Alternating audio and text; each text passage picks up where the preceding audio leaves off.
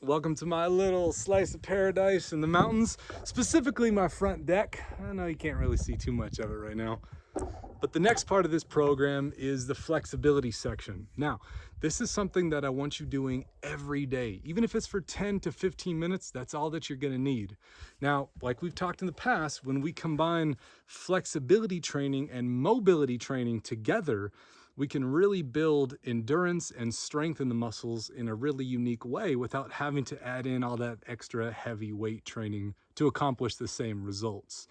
Now, again, before bed is ideal. Like I was talking about prior, there's a lot of good science out there showing that it's a great way to relieve tension and stress, and actually will help you to sleep better when done right before bed. But if you can't do it before bed, I get it. Our schedules are all off sometimes. Get it done during your lunch hour, get it done at some point during the day, but make it a priority every single day. All right, let's get into it. All right, let's kick off this flexibility thing right. Now, I like starting off with my calves just because this foot pedaling just feels really good through my Achilles and through my toes as well. So really get to end range of motion with your heels as you push it back towards the ground, and then really keep weight through your heels as well.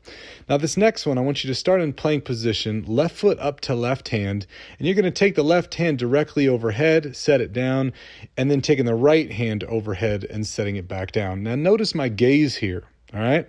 I'm following my hand all the way up so that I'm really getting some good rotation through my upper back, my thoracic spine area, but also in my hips as well. So this is a great movement that I typically like to open up left and right being 1 rep. I like doing like 5 reps per leg. So after I get my 5, I'm going to set my leg back and then bring the opposite up and repeat.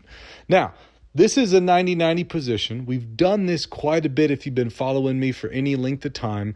Really what I'm looking for here is a single leg hamstring stretch through the extended leg and then external rotation of the bent leg that's out behind me. Now you notice that I'm doing some reps where I'm exhaling, reaching forward, grabbing my foot, and then inhaling and coming up out of the stretch.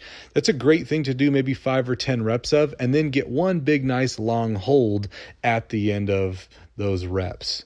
And then obviously you'll do the same thing on the other side after this. Now this one is a saddle pose. This comes from my yoga practice, and my goal with this one is to have my butt touching the ground or as low as you can. My butt's in between my feet, and as I lay back here, you notice I'm on my elbows right now. What you can't see happening is that my knees are still touching the ground, and this is really important. So make sure that you lay back as much as you can on that one. Now, next one. This is a move that I call the Terrell Owens quad stretch. It's just one of those moves that I always saw him doing in photos and thought that it was cool, and so I started doing it myself and actually found that it feels pretty good. So in this stretch, my foot that's on the bent knee is actually on the outside of my butt. So I'm not sitting on my foot. It's actually on the outside of my hip there. And as I exhale, I'm opening my shoulders up to the ground, really trying to get to a point where I can just lie back and flat, where my shoulders and back are touching the ground.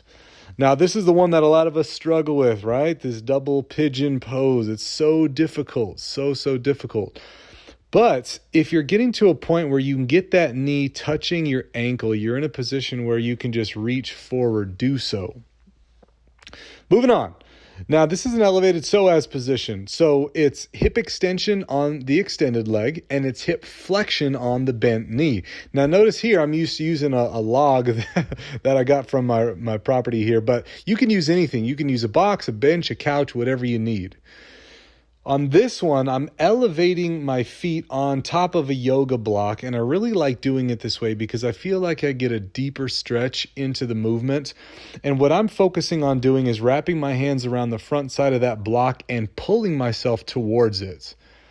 Next one here is a wide split trifold. Now the movement is getting into a split where you're about 80 to 90%. Getting some movements where you're bending forward, middle, left, right, all those directions, and then finally sinking in, getting a good stretch through the low back and hips, holding for maybe 10 to 15 seconds, and then going to the opposite side. So you notice I'm going a big hold on my left, my middle, and in my right. Now this next one's a little bit more challenging, so stay with me here. This is called the Bretzel stretch. It's invented by a guy named Brett. That's kind of where the name came from.